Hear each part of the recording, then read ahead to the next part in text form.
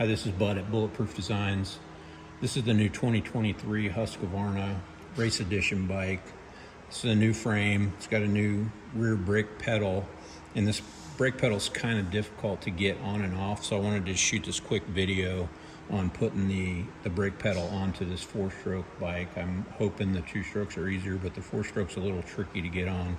So first thing you gotta do is take the tip off, and putting the pedal on, you have to turn it upside down, and you have to compress the suspension. I got a small lashing strap on here, but you can just have somebody push down on it to get this swing arm up out of the way.